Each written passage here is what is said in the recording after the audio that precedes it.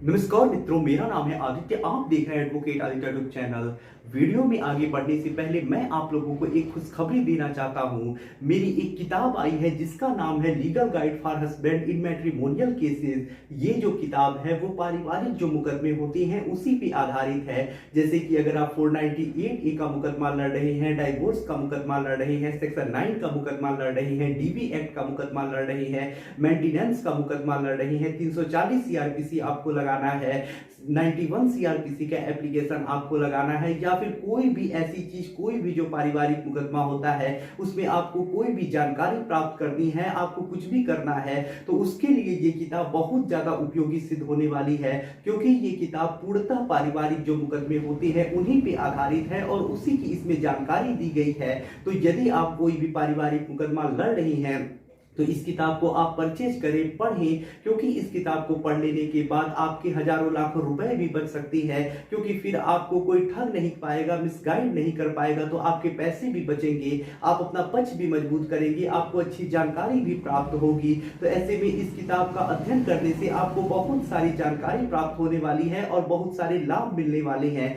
तो ये पारिवारिक मुकदमों पे ही आधारित किताब है, इसे मैंने लिखी है, मैंने ही पब्लिश किया है। तो इस किताब को एक बार जरूर पढ़ें और काफी अच्छी जानकारी आपको मिलेगी, उसका लाभ उठाएं। ये जो किताब है उसका मूल्य 550 रुपए है, लेकिन आपको 50 रुपए डिस्काउंट दिया जा रहा है, तो किताब का मूल्य 500 रुपए है। और साथ में आपको 100 रुपीज कोरियर कॉस्ट भी पे करना है, यानी टोटल किताब का मूल्य 600 रुपए है। तो अगर आप इस किताब को बाय करना चाहते हैं तो स्क्रीन पे मेरा व्हाट्सएप नंबर आपको दिख रहा होगा, उस पर आप मैसेज करिएगा और इस किताब को मैं बता दूंगा कि आप किस प्रकार से बाय कर सकते हैं। इस किताब को लेके अगर आपकी कोई क्वेरी है तो आप मुझसे व्हाट्सएप पे मैसेज करके भी पूछ सकते हैं। तो चलिए अब अपनी वीडियो में हम आगे बढ़ते हैं।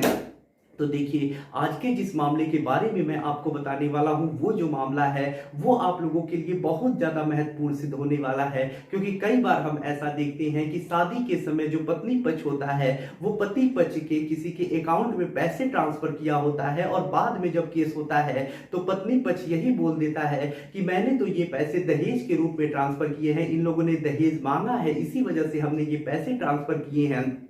तो ऐसा ही मामला ये भी है, इसमें भी कुछ ऐसा ही हुआ है, लेकिन ऐसे भी मामले को कोर्ट ने क्वैश कर दिया है। तो ये जो जजमेंट आया है पतियों के पक्ष में बहुत ज्यादा इंपॉर्टेंट आया है, बहुत सटीक जानकारी आपको मिलने वाली है, बहुत महत्वपूर्ण जजमेंट आया है। तो चलिए अब इस जजमेंट के बारे में डिटेल में समझते हैं। तो चलिए वीडियो को शुरू करते हैं। तो देखिए, आज के जिस जजमेंट के बारे में मैं आपको बताने वाला हूं वो जजमेंट भारतीय दंड संहिता की धारा 498A के केस को क्वैशिंग से संबंधित है। ये जो जजमेंट आया है वो कर्नाटका हाई कोर्ट के द्वारा आया है, और ये जो जजमेंट आया है वो नारायण राव वर्सेस स्टेट के केस में आया है। अब यहाँ पे जो स्टेट है वो कर्नाटका स्टेट है। अब देखिए, इस मामले में जो पत्नी होती है अपने पति, सास, ससुर और पति के एक और रिश्तेदार के ऊपर भारतीय दंड संहिता की धारा 498A, 323, 504, 506, 34 आईपीसी में वह 3/4 डीबी एक्ट के अंतर्गत एफआईआर दर्ज कराती है। जब मामला दर्ज हो जाता है तो पुलिस इन्वेस्टिगेशन करती है, कोर्ट में चार्जशीट लगाती है। उसके बाद जो पति और पति के अन्य घर वाले हैं वो 482 सीआरपीसी के अंतर्गत हाई कोर्ट में क्वैशिंग के लिए प्रार्थना पत्र लगाते हैं, जिसमें पति पक्ष की तरफ से ये कहा जाता है कि ये जो पत्नी ने आरोप लगाए हैं वो सिर्फ दबाव बनाने के लिए आरोप लगाए हैं, उन्हें परेशान करने के लिए आरोप लगाए हैं। कोई भी प्रथम दृष्टया मामला नहीं बन रहा है, कोई विशिष्ट आरोप नहीं लगाए गए हैं। पत्नी का सिर्फ यही कहना है कि उससे शादी के बाद गहने और पैसों की मांग की गई, जबकि ऐसा कुछ नहीं हुआ है। और सबसे बड़ी बात तो ये है कि जो पति और पत्नी है वो आरोपी संख्या 2, 3, 4 जो है, यानी सास, ससुर और अन्य जो रिश्तेदार हैं उनसे अलग रहते थे, यानी पति पत्नी कहीं दूर रहते थे, और जो 3 आरोपी हैं वो अलग रहते थे। तो ऐसे में ऐसी कोई घटना हो ही नहीं सकती है। तो यहाँ पे यही कुछ चीजें कही गई हैं, और पत्नी ने यही आरोप लगाया है कि उससे दहेज की मांग की गई और पैसे मांगे गए, गहने मांगे गए। और साथ ही साथ पत्नी ने ये जो आरोप लगाया है कि शादी जब हुई थी तो उसने पैसे ट्रांसफर किए थे, यानी उसके पिता ने पति के रिश्तेदार, पति के अकाउंट में पैसे ट्रांसफर किए थे, और ये चीज दहेज नहीं है, पत्नी ने खुद अपनी स्वेच्छा से ट्रांसफर करवाए थे, यानी पत्नी पक्ष ने अपनी स्वेच्छा से पैसे भेजे थे। तो ये दहेज नहीं है, ये एक उपहार स्वरूप है।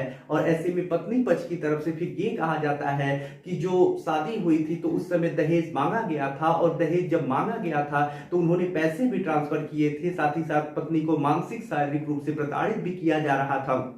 इसी वजह से पत्नी ने ये एफआईआर दर्ज कराया। और उसके बाद फिर पति पक्ष की तरफ से ये तर्क दिया जाता है कि जब सारी घटनाएं घटित हो गई हैं, सारी चीजें हो गई हैं, और उस घटना घटित होने के 4 महीनों के बाद ये एफआईआर दर्ज कराया गया है, यानी घटना घटने के 4 महीनों के बाद एफआईआर दर्ज हुआ है, और पत्नी ने कोई स्पष्टीकरण भी नहीं दिया है कि इतना लेट से ये क्यों एफआईआर दर्ज हो रहा है, क्या कारण था कि एफआईआर कराने में इतनी देरी हुई, इतना समय लगा। तो पत्नी ने इसका कोई स्पष्टीकरण नहीं दिया है। तो ऐसे में ये जो मामला है उसे क्वैश कर दिया जाए। जब दोनों पक्ष अपने अपने तर्क दे देते हैं, उसके बाद हाईकोर्ट पूरे मामले को देखता है, जिसमें हाईकोर्ट सबसे पहले तो यही चीज कहता है कि जो पति और पत्नी हैं वो अलग रह रहे थे, और जो आरोपी संख्या 2, 3, 4 है वो अलग रह रहे थे। और तो यही सबसे बड़ी पति के पक्ष में चीज हो जाती है। दूसरा चीज हाईकोर्ट ये कहता है कि पत्नी ने जो आरोप लगाए हैं वो 4 महीने पुराने घटना के लगाए हैं, और ऐसे में पत्नी ने कोई स्पष्टीकरण नहीं दिया है, कोई बात ही नहीं कही है कि ये एफआईआर इतना लेट से क्यों दर्ज हो रहा है,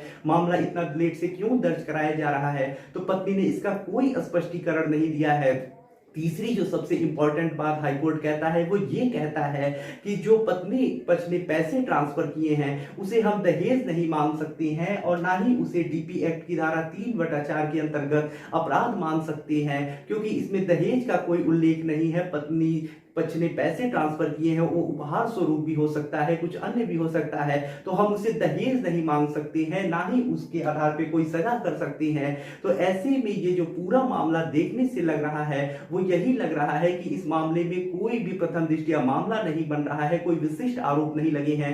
सिर्फ ये जो मामला दर्ज कराया गया है वो परेशान करने के लिए दर्ज कराया गया है। तो यहाँ पे एक क्वेश्चन का मुख्य आधार होता है कि यदि किसी के ऊपर कोई भी मामला परेशान करने के लिए, उसे प्रताड़ित करने के लिए दर्ज करा दिया जाता है, तो ये एक क्वेश्चन का आधार होता है।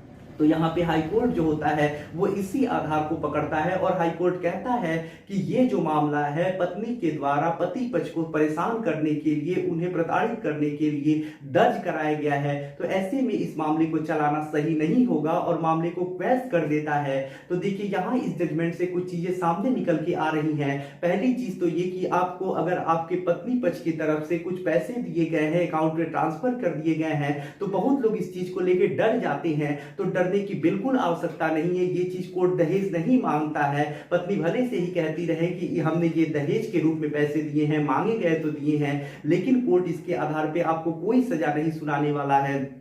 और दूसरी चीज ये कि यदि आप कोर्ट में ये साबित कर देती हैं कि आपकी पत्नी ने जो एफआईआर दर्ज कराया है, केस दर्ज कराया है, वो काफी लेट से दर्ज कराया है, और लेट से दर्ज कराने का उसने कोई कारण नहीं बताया है, तो यहाँ पे एक क्वेश्चन का ये भी आधार बन जाता है। साथ ही साथ तीसरी चीज निकल के आ रही है जो वो ये आ रही है कि अगर आपकी पत्नी ने आपके ऊपर जो मामला दर्ज कराया है वो आपको प्रताड़ित करने के लिए, परेशान करने के लिए दर्ज कराया है, तो आप इसके आधार पे भी अपने ऊपर हुए एफआईआर को क्वैश करा सकती हैं, जैसा कि इस मामले में हुआ है। तो आशा कर रहा हूं जो चीजें मैं आपको समझा रहा था वो आप समझ चुके होंगे, आपको इस जजमेंट के जरिए अच्छी जानकारी मिली होगी। और यदि आप इस जजमेंट को पढ़ना चाहते हैं, डाउनलोड करना चाहते हैं, तो डिस्क्रिप्शन में मैं इसका लिंक दे दूंगा। और साथ ही साथ फिर से एक बार आपसे बोलना चाहूंगा कि मेरी जो किताब आई है legal guide for husband in matrimonial cases, उसका अध्ययन भी आप लोग जरूर करिए, ताकि आपके मुकदमे में आप अपनी जो भी चीजें हैं उसे अच्छी तरह से समझ सके और अपना पक्ष मजबूत कर सके। आशा कर रहा हूं ये जानकारी आपको काफी ज्यादा पसंद आई होगी। यदि आप किसी कानूनी समस्या से परेशान हैं और ऐसे में आप मुझसे फोन पे बात करके अपनी कानूनी समस्या का समाधान प्राप्त करना चाहती हैं, तो इसके लिए डिस्क्रिप्शन चेक करें, वहां बताया गया है कि आप किस प्रकार से मुझसे फोन पे बात कर सकती हैं। अगर आपको वीडियो पसंद आया हो तो वीडियो को लाइक करें, अपने दोस्तों के साथ शेयर करें, और यदि आप चैनल पे नए हैं तो चैनल को सब्सक्राइब करके बेल आइकन को दबाएं। मिलते हैं नए वीडियो के साथ अगले दिन, तब तक के लिए जय हिंद, जय भारत।